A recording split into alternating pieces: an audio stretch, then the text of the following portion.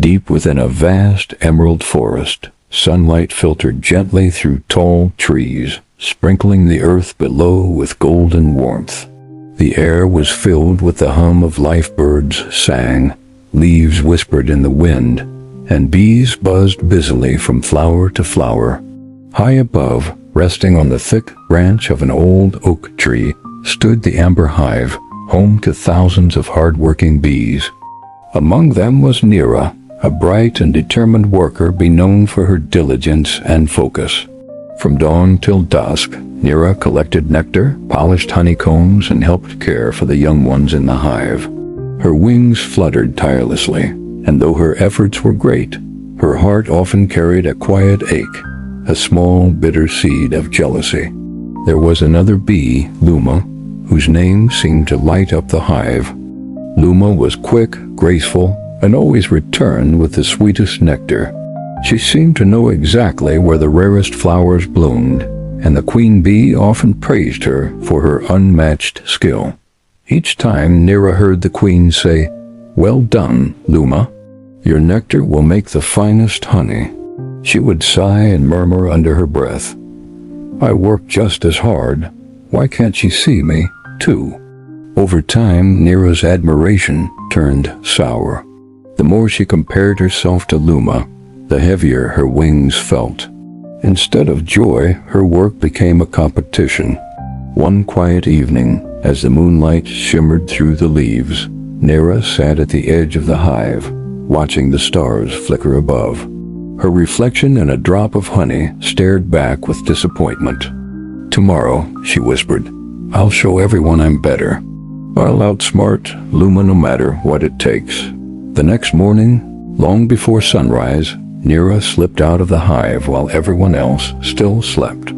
The forest was still draped in mist, and the flowers were heavy with dew.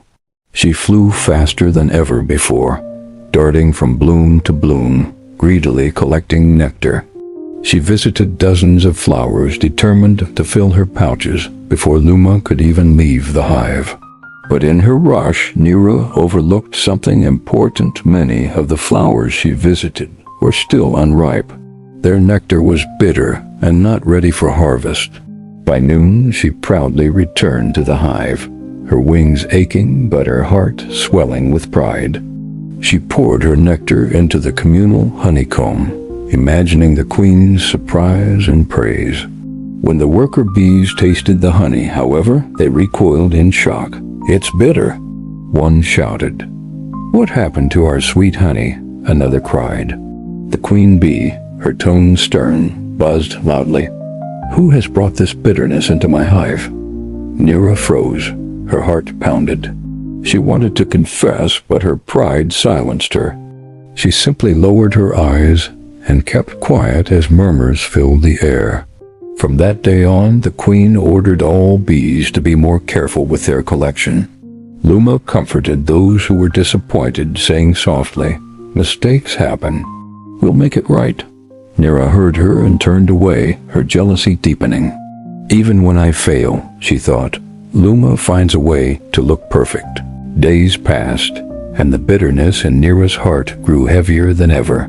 One afternoon, while flying near a sun-dappled clearing, she spotted Luma hovering near a magnificent golden flower that seemed to glow under the sunlight.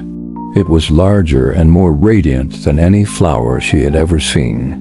"If Luma collects nectar from that flower, the queen will praise her again," Nera thought, her chest tightening. Her mind clouded with envy. "No," she hissed, "not this time. If I destroy that flower, she'll have nothing to bring back." Without hesitation, Nera darted toward the glowing bloom and began to tear at its delicate petals. But as she did, a sudden tremor ran through the flower. With a loud snap, the petals unfolded to reveal a massive spider lurking beneath. Before Nera could react, the spider lunged, trapping her in its sticky web. Panic shot through her veins as she struggled to break free, her wings thrashing wildly. The spider struck her once, wounding her leg, and she barely managed to escape, tumbling painfully to the forest floor. For many days, Nera could not fly. Her body ached, and her once proud wings were weak and torn. Meanwhile, back at the hive, Luma noticed Nira's absence and took on her duties without hesitation. She worked double shifts, collecting nectar, caring for larvae, and helping others. The hive buzzed with appreciation, and the queen praised her again. From her lonely resting spot below, Nira overheard a few bees talking about Luma's efforts. "She's incredible," said one. "She's keeping the hive strong while Nira's gone," said another. Tears welled up in Nira's eyes.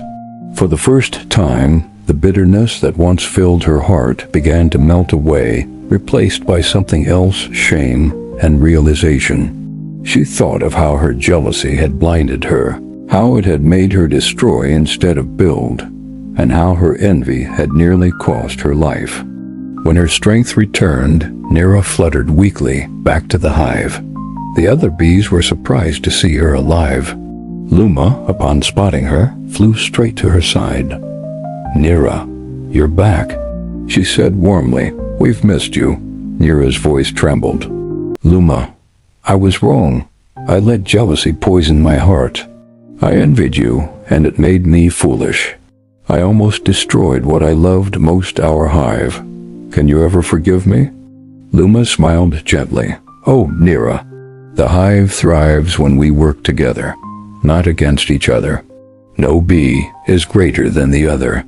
Your work matters just as much as mine." The two bees embraced in midair, their wings buzzing in harmony. From that day forward, Nira changed. Her work was no longer fueled by competition, but by love for the hive and pride in her honest effort. She even helped new bees learn how to collect nectar properly, guiding them with patience and kindness.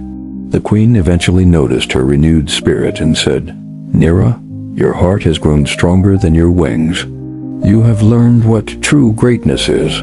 And for the first time, Nira felt a sweetness deeper than honey. It was peace. Jealousy is like poison. It doesn't harm others as much as it destroys the one who harbors it.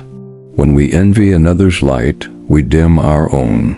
True growth and happiness come not from comparison, but from embracing our unique path with humility and effort.